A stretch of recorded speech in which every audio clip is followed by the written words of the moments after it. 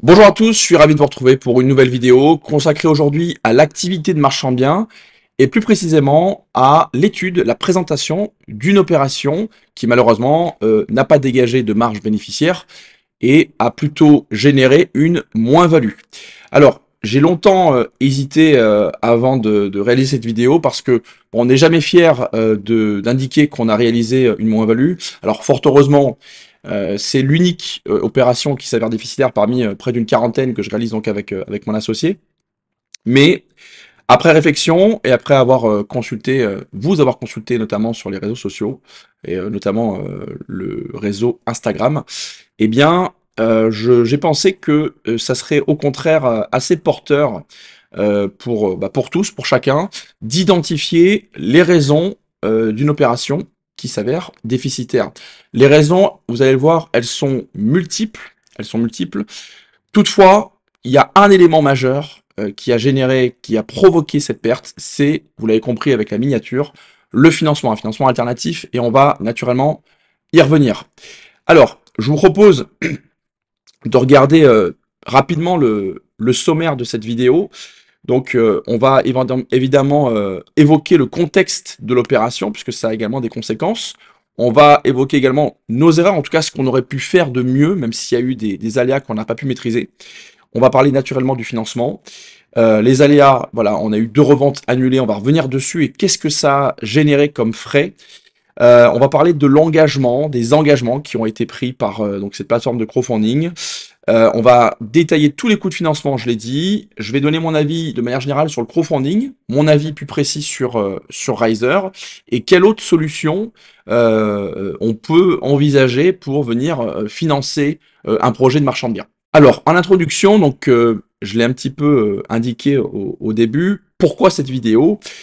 Je trouve que la plupart des formateurs immobiliers et vendeurs de formation marchands de biens ne vous évoquent l'activité que pour en faire un moyen très simple de devenir riche, libre, millionnaire en peu de temps, partant de zéro, sans apport, etc.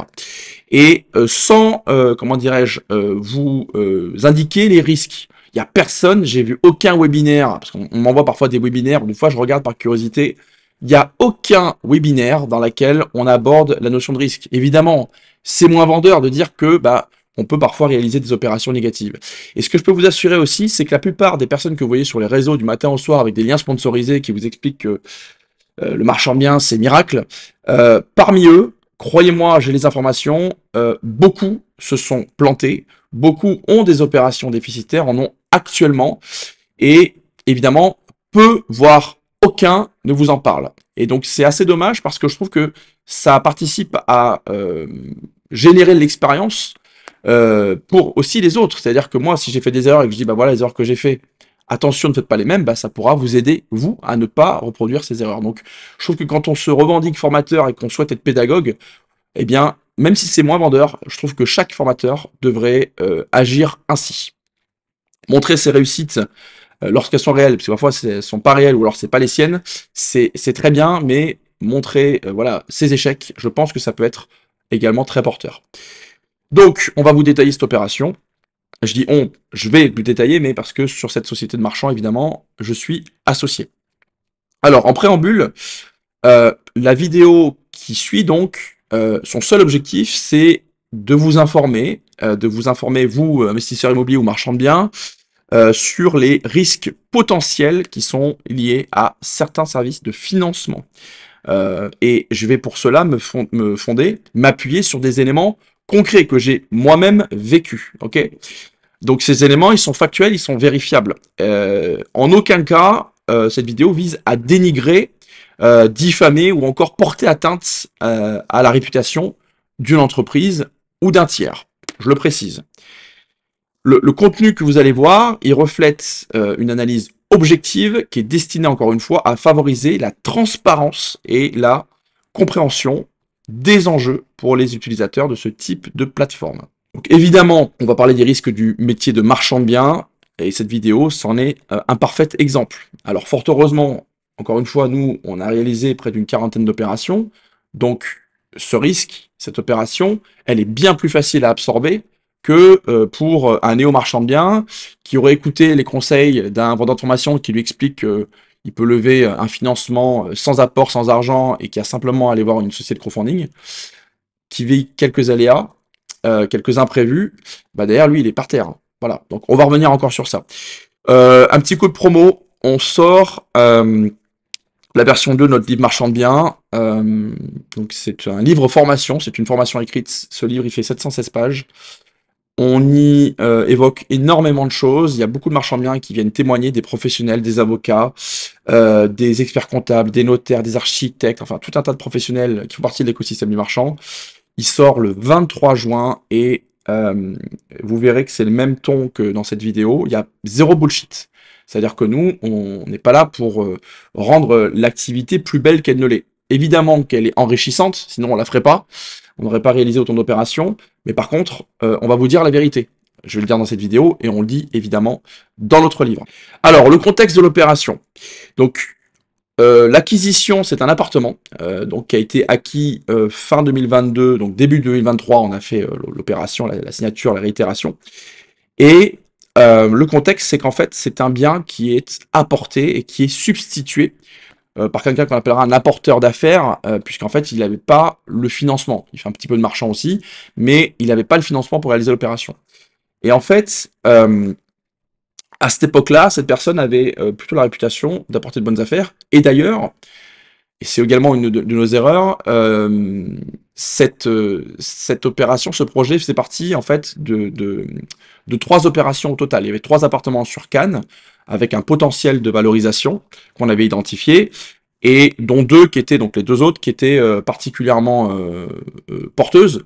Et donc, bah, le deal, c'était un peu de faire les 3, quoi. Donc, en fait, on a dû se positionner rapidement, on a analysé évidemment rapidement ce projet-là, et on avait identifié une marge qui était à minima correcte. Bon, l'apporteur, lui, considérait que la marge elle était beaucoup plus importante. Bon, finalement, on s'est pas trompé. Mais voilà, même en prévoyant une marge qui était dans le, comment on appelle, le worst case scénario, on avait quand même une marge bénéficiaire. Bon. Et d'ailleurs, quand on a présenté donc cette opération à la plateforme de crowdfunding, donc Riser, bah, elle-même, après analyse, eh bien, a validé l'opération pour la financer, pour donc effectuer une levée de fonds auprès d'investisseurs privés. Alors nos erreurs, parce que évidemment on peut pas, le but de la vidéo c'est pas de pleurnicher et de dire regardez, ils nous ont facturé tant. Non, il y a également des erreurs qu'on a effectuées, c'est que t'es peut-être un peu trop influencé par cet apporteur d'affaires avec un prix de sortie qui à mon avis était bien trop élevé, et également les agences qui validaient aussi ce prix de revente. Et en fait sur Cannes, nous on est dans la rénovation de biens premium et un peu de luxe, c'est un peu une niche aussi quoi. Et les prix, pour définir un prix de sortie précis, bah c'est pas forcément évident. Voilà, c'est des prix qui vont parfois entre 17 et 20 000 euros du mètre. Et donc il y a toujours un petit delta, ça reste un marché de niche. Et bah, on s'est positionné fourchette haute, voire très haute quand on a voulu vendre, donc évidemment on a perdu quelques mois de commercialisation.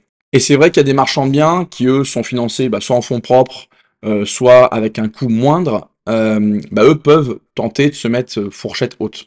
Quand on est sur un coût de financement qui est énorme, il est préférable de se mettre prix médian de commercialisation directement. Et d'ailleurs c'est ce qu'on applique aujourd'hui. Autre erreur, c'est que on a accepté ce projet pour avoir accès aux 2 autres projets qui étaient plus porteurs. Et ça, c'est une erreur de notre part. On aurait dû le refuser. Encore une fois, il s'est vendu, ce bien-là s'est vendu plus cher, on y reviendra, que son prix d'acquisition et que les travaux. C'est-à-dire que si cette opération avait été réalisée sur fonds propres ou même avec une banque pro classique, on aurait fait une marge bénéficiaire. Donc vous allez voir vraiment ce qui nous a plombé. Autre erreur, c'est que le process de prise de décision, c'est-à-dire ce qui motive ou non le positionnement sur un projet, à cette époque-là, fin 2022, début 2023, il était moins affûté, moins complet qu'aujourd'hui. D'ailleurs, on en parle dans notre nouvel ouvrage, dans la nouvelle version de notre livre, ce qu'on applique avec discipline pour savoir si on se positionne ou non. Et jusqu'à présent, ça nous a plutôt porté réussite depuis qu'on applique ce process qui est parfaitement détaillé dans notre nouvel ouvrage. Et dernière erreur, c'est qu'on n'a pas fait vérifier le contrat Riser par notre avocat. On aurait dû le faire vérifier par notre avocat, qui est un conseil, et qui nous aurait dit attention, cette opération, il faut sortir à ce moment-là, parce que si il vous applique exactement ce qu'il y a au contrat, voilà, vous allez y perdre. Et ça, c'est une erreur. Moi, je vous invite, quand vous signez des contrats de ce type-là, à les faire vérifier par votre avocat. Donc, vous l'avez compris, on parlait du financement. Donc, je l'ai indiqué, on a, comment dirais-je, utilisé les services d'une plateforme de crowdfunding, donc la plateforme Riser, c'est une plateforme qui est connue, et on a donc levé, enfin on avait un capital à lever, pardon, de 575 000 euros, on avait en apport personnel 200 000 euros, et on avait donc une durée initiale du portage financier de 18 mois. Donc le prix d'acquisition avec les frais de notaire, enfin les frais d'acquisition, pardon, de cet appartement donc sur Cannes, donc dans le centre de Cannes, qui est un appartement vue mer, etc., était de 775 000 euros. Et on a financé nous-mêmes les travaux, ok, avec la trésorerie de la société. Donc on a réalisé une levée de fonds. En fait, déjà là, vous allez voir qu'il y a quand même quelque chose, c'est-à-dire qu'on a besoin de 575 000 euros de capital, mais la levée de fonds, elle est de 650 000 euros. Pourquoi? Parce que il y a le capital évidemment qui est compris, mais on va aussi nous facturer ce qu'on appelle des provisions pour frais d'acte. C'est-à-dire que c'est en plus des frais notaires, et ça c'est la fiducie. La fiducie c'est une sorte de garantie pour les investisseurs et pour la société de crowdfunding, et ça a un coût. Voilà. Et donc 15 000 euros de frais. Ok. On a également des frais de fiducie pour la première année, qui sont différents, de 12 600 euros. Dans le contrat de la fiducie, on parlait comment dirais-je, d'un coût annuel de 7 000 euros hors taxe, donc de 8 400 euros TTC. Mais en réalité, ces frais-là, ils ont été annulés par donc la société Riser, je l'ai appris par le comptable de la fiducie, et ils ont été refacturés par Riser à notre société à 12 600 euros. Donc déjà, on a pris plus de 4 000 euros de frais, qui ont été expliqués. On a eu des difficultés à avoir la transparence et la clarté sur ces informations, mais qui ont été donc visiblement attribués à des frais de rédaction, d'avocat, etc. Bon. Et naturellement, une société de crowdfunding se sert directement, c'est-à-dire que le projet aboutisse ou non, eux ils prennent tout de suite leurs frais, d'accord? Donc ils ont pris 4% de frais, donc 46 800 euros. C'est-à-dire que déjà dès le départ, la levée de fonds elle a été 650 000 euros, ok? Donc déjà il y a 75 000 euros qui partent. Et ensuite, on va payer 10% donc, du montant à la levée, donc 65 000 euros, chaque année. Ok, c'est ce qui était prévu. Donc le déroulé de la commercialisation, je vous l'ai dit, on s'est positionné au départ sur un prix probablement un petit peu élevé. Et ensuite, on s'est mis à un prix médian, marché. Ok. Et on a eu vraiment des aléas, des imprévus. Il y a certains qui vont dire que c'est un manque de chance. Je pense qu'il y a ça aussi, mais c'est comme ça. On a eu 2 reventes qui ont été annulées en 11 mois. Et naturellement, tout ça, ça a un impact sur le coût de financement, puisque on a porté le projet 11 mois de plus que si on l'avait vendu comme ça aurait dû se passer à la première offre qui aboutissait à un compromis, enfin une promesse et à une réitération. Donc pour vous resituer les dates, fin 2023, on a une offre sans condition. Okay. Début 2024, on signe le compromis. Alors, je précise aussi, quand on a une fiducie, on perd du temps à réaliser des signatures. Souvent, ces fiducies, elles sont occupées ou elles traînent. On perd parfois plusieurs semaines. Et pendant ce temps-là, on a nos frais de portage qui courent. Que ce soit pour le compromis ou l'acte final, on a toujours un délai. On perd du temps et donc de l'argent. Bon.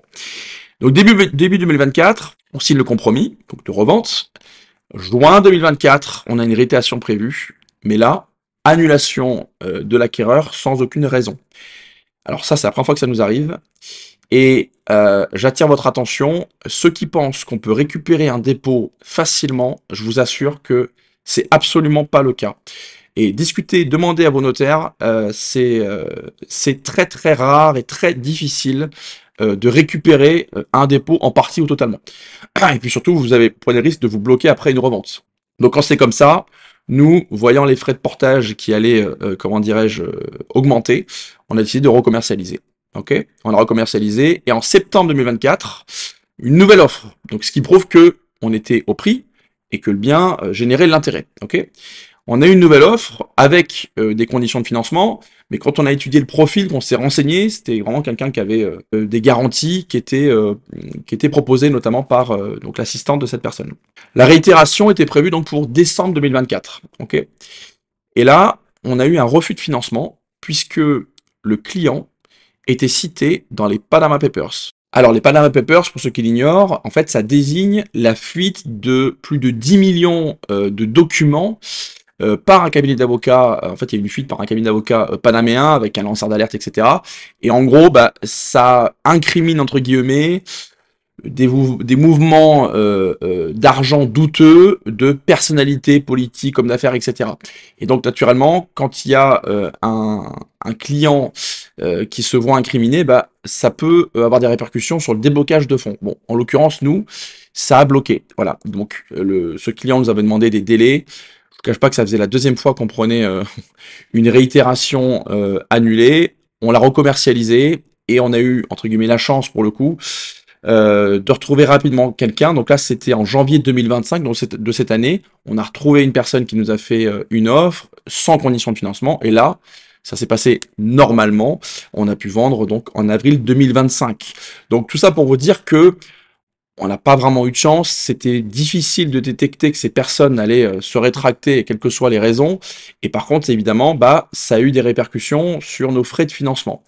Et là où, en tout cas, je pense qu'on peut avoir quelques reproches concernant la plateforme de crowdfunding, c'est que pendant cette phase-là, nous, évidemment, on communique en permanence avec le site crowdfunding. Ils nous demandent régulièrement où en sont les projets.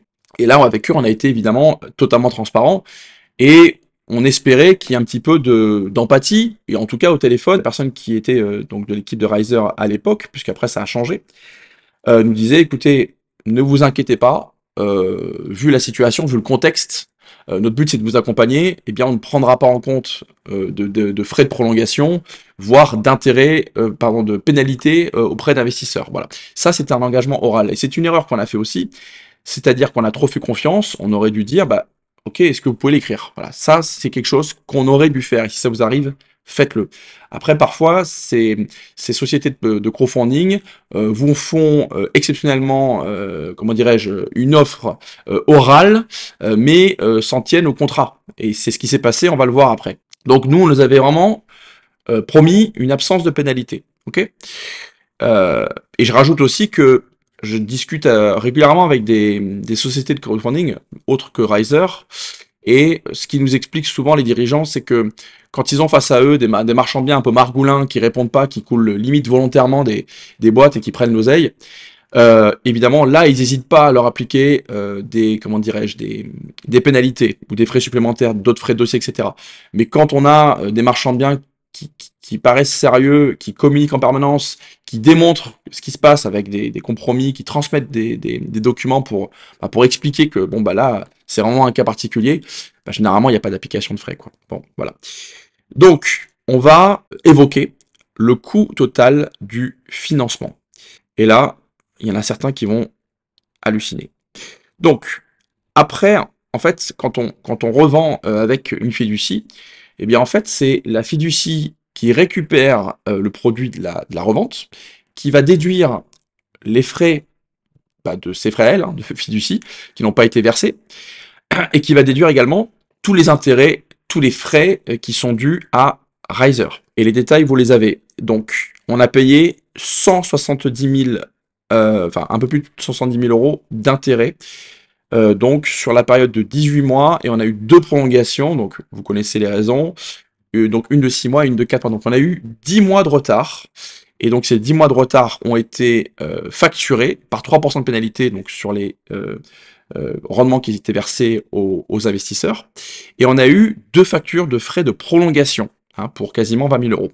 On a signé un avenant de prolongation, c'est obligatoire, et la signature de cet avenant nous a coûté 5 000 euros. Les frais d'acquisition, tout à l'heure, on les a évoqués, 75 000 euros, et on a eu également pour la prolongation des frais de fiducie supplémentaires, et qui ont été facturés avec des pénalités de retard, donc 20 800 euros.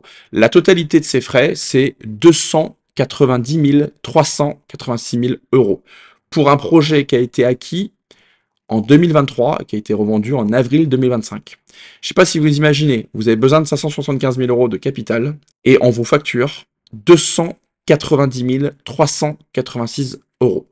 Donc évidemment, c'est difficile de dégager une marge bénéficiaire. Avant de vous donner mon avis sur ce qui a été appliqué par Riser, je vais vous donner mon avis de manière générale sur le crowdfunding. Le crowdfunding, pour moi, c'est devenu un incontournable en matière d'investissement pour les marchands de biens, que ce soit d'ailleurs pour financer des apports, pour ensuite faire un financement bancaire classique, ou pour financer la totalité d'une opération. Les fonds, c'est un avantage, ils sont débloqués bien plus rapidement qu'avec une banque. Et souvent, quand on est marchand de biens, on fait une offre. sans condition, d'accord? Même si derrière on fait un financement, parce que sinon c'est difficile d'obtenir l'affaire. Et quand on a une banque qui traîne, eh ben, on a la partie adverse qui nous met beaucoup de pression. Et parfois, on n'a pas l'autre choix que, quand on voit que ça traîne, de faire appel à une société de crowdfunding qui, elle, va débloquer les fonds en quelques semaines. Et ça, c'est une de leurs forces. Et il faut le reconnaître. Par contre, le prix à payer est élevé puisque on est sur des taux de portage annuel de l'ordre de 15%. Okay, et 15% sur un projet, c'est énorme. Alors, quand on a une société de crowdfunding qui est souple, et il y en a, et je pourrais vous citer la Première Brique, on a réalisé plusieurs projets avec eux. Alors évidemment, on n'a pas eu du retard, donc on pourrait pas dire comment ils se comportent comment ils seraient comportés si on a eu du retard, mais on voit comment ils se comportent avec d'autres personnes qui sont passées par leur service, et ils ont une toute autre politique. Ils sont vraiment là pour accompagner les marchands de biens. Ils ont une philosophie d'accompagnement. Le crowdfunding reste une solution, et d'ailleurs on en parle dans notre livre beaucoup plus en détail, comme on parle de la fiducie beaucoup plus en détail, avec un avocat notamment, parce qu'il y a beaucoup d'enjeux en fait dans tout ça. Et donc ça reste une solution qui a d'ailleurs permis à beaucoup de débutants marchands de biens de se lancer. Quand vous vous lancez en marchand et que vous utilisez les services de crowdfunding, soyez vraiment vigilants aux frais, ça peut être vraiment énorme. Et surtout, faites attention avec qui vous levez les fonds. Parce que nous, si on avait fait cette levée avec une autre société de crowdfunding, la perte aurait été vraiment moindre. Voilà. Mon avis sur Riser. Riser, j'ai réussi à échanger avec l'un des fondateurs au téléphone. Et je vais vous donner mon avis. La société Riser, c'est une société qui applique ses contrats avec précision et une extrême rigueur. Okay, il n'y a pas de souplesse. Il n'y a pas de souplesse, notamment liée aux éléments qui sont contextuels.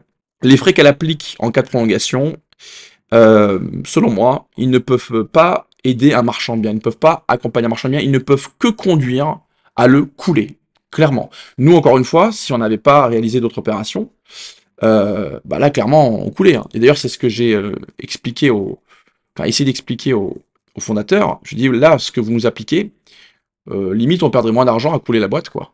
Et derrière ça, les investisseurs qui ont financé le projet, ils sont pas payés.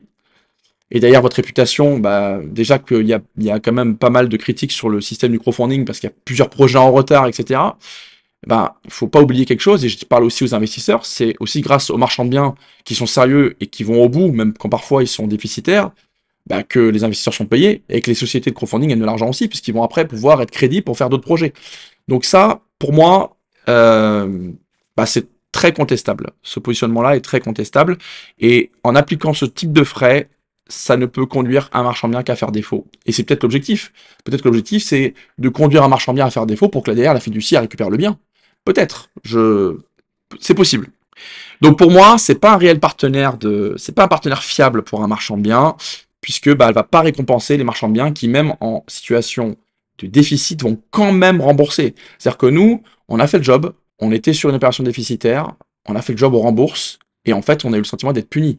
Parce qu'ils nous ont appliqué la totalité de tout ce qui était, tout ce qui existait dans le contrat. Voilà. Et ça, je peux vous assurer que d'autres sociétés de crowdfunding, ils l'appliquent vraiment aux marchands de biens qui jouent pas le jeu, voilà, qui ne communiquent pas, qui sont des margoulins, voilà. Donc, il n'y a aucune considération sur le professionnalisme ou non d'un marchand de biens. C'est très rigoureux et c'est là pour punir. Donc, c'est un bon business, par contre, je pense qu'ils ont une très bonne gestion de leur boîte, et je pense que ça dégage de l'argent, et que ils sont contents. Par contre, en termes d'accompagnement et de partenariat à un marchand de biens, moi perso, je vous les recommande pas.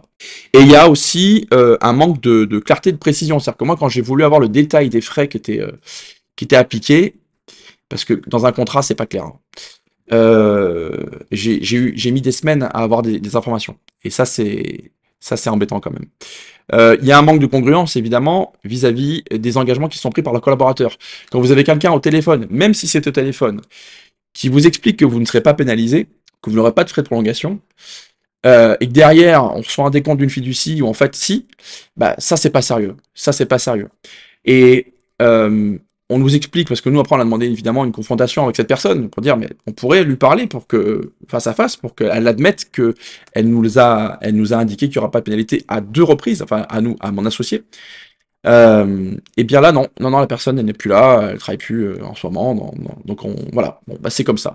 Et ça, c'est encore une fois dommage qu'il y ait ce manque de congruence. Je préfère quelqu'un qui me dit, bah non, vous serez pénalisé, plutôt que quelqu'un qui vous dit, il n'y a pas de souci, vous serez pas pénalisé au vu de la situation, et en fait, qui vous pénalise. Voilà. Et donc, après les échanges avec les dirigeants, où on a essayé d'expliquer la situation, leur montrer, regardez, on a emprunté ça, 2 ans après, vous nous facturez ça, je m'attendais à avoir peut-être un geste, une proposition, et il n'y en a eu aucun. Le seul geste que j'ai eu, qu'on m'a proposé, c'était d'avoir une remise si on faisait un autre projet avec eux. Alors non, il n'y aura pas d'autres projets. Ou alors que si je leur envoyais des clients de ma communauté, on aurait une remise. Eh ben non, j'inviterai personne à solliciter Riser pour obtenir un financement marchand. S'il y en a parmi vous qui veulent y aller, qui sont contents en tant que marchand bien, bah c'est très bien, mais au vu de mon expérience et des chiffres, je ne recommande absolument pas à ma communauté de faire appel à leur service. Mais encore une fois, vous êtes totalement libre. Hein. Voilà. Je ne dis pas que c'est une plateforme qui est malhonnête. Je dis que c'est une plateforme qui est extrêmement chère et qui est trop rigoureuse. La souplesse, c'est quand même fondamental quand on évoque comment dirais-je, l'activité de marchand. Voilà. Et la même chose pour les investisseurs qui souvent se plaignent des retards. Bah, les investisseurs, c'est facile de critiquer les marchands, mais faites du marchand. Faites du marchand, et lorsque vous avez 11 ou 12% de rendement, bah, le rendement rémunère le risque. Voilà. Nous, on n'a jamais fait défaut. Mais si on avait encore une autre opération déficitaire, on assumerait également nos pertes. Voilà. Donc, aux investisseurs, faites attention aussi, quand vous venez financer des projets de marchand sur une plateforme, faites attention à la philosophie de la plateforme. Parce que si vous avez une plateforme qui est extrêmement obtus et dans la rigueur, bah, le risque, c'est quoi? C'est qu'en fait, les marchands biens, ils coulent. Et ils coulent avec votre capital. Donc, faites attention. Encore une fois, ce que je dis, ça concerne les marchands, mais ça concerne aussi les investisseurs. Donc, pour conclure sur Riser, pour moi, ça n'est pas un partenaire fiable pour un marchand bien. Alors, naturellement, l'idée, c'est de s'interroger, de se dire, mais qu'est-ce qu'on a comme autre solution pour venir financer un projet de marchand qui pourrait, vous l'avez compris, limiter les frais qui conduisent, bah là, en l'occurrence, c'est le cas, hein, qui conduisent un projet à devenir déficitaire là où il aurait pu être bénéficiaire. Alors, pour limiter les frais de financement, évidemment, quand vous avez un financement bancaire lié à une banque professionnelle qui finance les marchands, évidemment, vous êtes sur des taux, allez, on est sur un taux Euribor plus 3%, plus allez, parfois 1% de commission d'engagement, on va être sur du 6-7%, évidemment, le coût il est moindre. Et d'ailleurs, nous, si on avait financé cette opération par une banque, bah, elle serait pas déficitaire. Mais évidemment, quand on récupère une substitution, eh ben, on n'a pas le temps de monter un dossier. Puis surtout, quand on est investi sur d'autres opérations de marchand, bah, en fait, l'apport, il peut pas participer à lever des fonds sur plusieurs opérations. Il faut d'abord en revendre une avant de pouvoir, comment dirais-je, attribuer cet apport à une autre opération. Donc, c'est beaucoup moins coûteux, mais c'est moins accessible. Ok. On a la vente à terme. La vente à terme, en gros, c'est de pré-commercialiser un projet, de négocier avec le vendeur pour qu'il accepte qu'on précomme et, comment dirais-je, de trouver un acquéreur dans la période entre le compromis ou la promesse et la réitération. Et, alors je vous schématise, hein, c'est un peu plus complexe que ça, mais et d'utiliser l'argent de la revente pour payer l'acquisition pour laquelle on aura négocié un paiement différé. Bon. Tout ça, on en parle dans notre livre en détail avec le process étape par étape et également toutes les clauses à insérer. Voilà. Donc ça, vous trouverez toutes les informations dans notre livre. Mais évidemment, il y a moins de coûts puisqu'il n'y a pas de financement. Hein, voilà. On a le crédit hypothécaire. J'ai réalisé avec un courtier spécialisé en crédit hypothécaire une vidéo formation sur le crédit hypothécaire. L'idée, c'est quoi? C'est de mettre en garantie un bien qu'on a déjà payé, une résidence principale, un logement locatif, qui a une certaine valeur patrimoniale, et on va le mettre en garantie, on va lever un financement, et ce financement, on va pouvoir, comment dirais-je, enfin, cette trésorerie qu'on va lever, on va pouvoir la mettre, par exemple, en apport en compte courant. Et donc, ça va pouvoir nous faire un apport pour financer un bien, ou on va pouvoir financer, ça dépend le patrimoine qu'on a, hein, en total fonds propres, ben, un projet de marchand. Et là, évidemment, si on est sur un crédit hypothécaire, on va être aux alentours des 6-7%. En France, c'est très difficile d'en trouver. Nous, on a donc ce partenaire, donc un courtier qui travaille avec des banques étrangères qui le font. Et franchement, ça, c'est vrai que c'est une des pistes sur laquelle d'ailleurs on travaille avec eux actuellement pour essayer de trouver une solution pour venir financer les marchands, pour toute la communauté de marchands qui nous suit.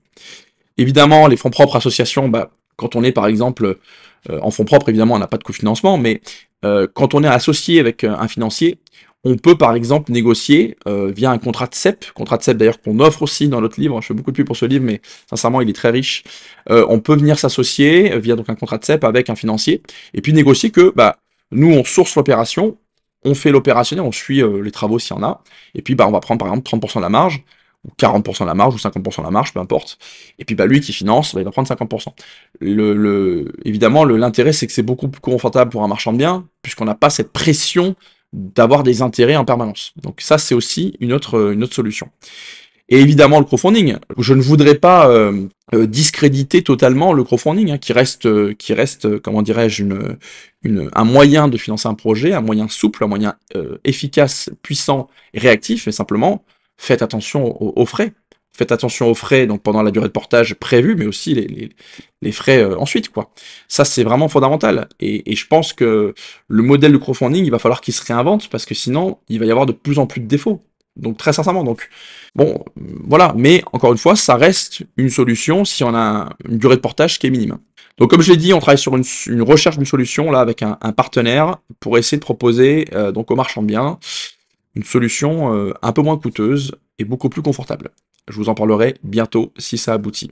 Donc en conclusion, si vous faites du crowdfunding, choisissez bien votre plateforme et surtout, ce qu'il faut comprendre encore une fois, c'est que cet appartement, il a été revendu bien plus cher que le prix d'acquisition. Ok? Donc en réalité, on ne s'est pas vraiment trompé sur le potentiel de valorisation qu'on avait identifié via la rénovation et sur son prix de sortie à la revente. Par contre, évidemment, ce qui nous a mis dedans, vous le comprenez, vous avez vu les chiffres, quand vous prenez 290 000 € de frais de financement, c'est très difficile de dégager une marge bénéficiaire. De la même façon, si cette plateforme avait fait preuve de plus de souplesse, la perte aurait été vraiment bien plus limitée. Voilà. Donc, je le répète, si nous on a pu absorber cette perte, c'est qu'on a une certaine expérience. Mais ce message s'adresse aux débutants. Faites attention aux promesses. Vous pouvez emprunter sans apport, sans les banques, c'est facile. Faites attention, techniquement, oui, c'est possible. Si vous avez un bon projet, bah, il va être accepté par une plateforme de crowdfunding, bien sûr. Et si vous demandez un apport, vous allez pouvoir vous faire financer un apport par un financier. C'est tout à fait possible. Vous allez payer 12% annuel, il va vous financer 100 ou 200 000 €, puis vous allez financer le reste à 15%. Mais faites attention, faites attention. Ceux qui vous font ces promesses-là, en plus pour certains, ils sont même pas capables de rembourser le capital à ceux qui leur prêtent. Et ils leur mettent la pression pour leur faire signer des avenants et leur faire annuler des intérêts. Donc voilà, faites attention. Le métier de marchand, c'est un métier risqué, porteur, puissant, mais risqué. Donc en conclusion, vraiment, soyez vigilants. N'écoutez pas ces vendeurs de rêves. Donc voilà, encore une fois, l'objectif de la vidéo, c'était pas de dénigrer ou de diffamer spécifiquement une plateforme de crowdfunding, simplement d'apporter des éléments factuels sur les services, les pratiques, le coût de certaines plateformes, et d'être le plus factuel possible, et là, ça a été le cas. Encore une fois, l'activité de marchand, c'est vraiment une activité qui est passionnante, qui peut être totalement porteuse. Donc l'idée, c'est pas de vous décourager à passer à l'action, c'est simplement d'être vigilant, de faire attention. Il faut pas que ce soit bloquant pour vous. Passez à l'action, mais voilà, formez-vous correctement. Avec ça, c'est bien. Formez-vous correctement et soyez vigilants simplement aux promesses de certains. Encore une fois, c'est pas facile de parler d'une opération déficitaire. On n'en est pas fier, mais j'ai pensé que ça serait quelque chose qui pourrait être utile à tous. Donc n'hésitez pas encore une fois à vous servir de cette expérience pour effectuer les choses différemment. Voilà. Allez, au revoir à tous et à très vite.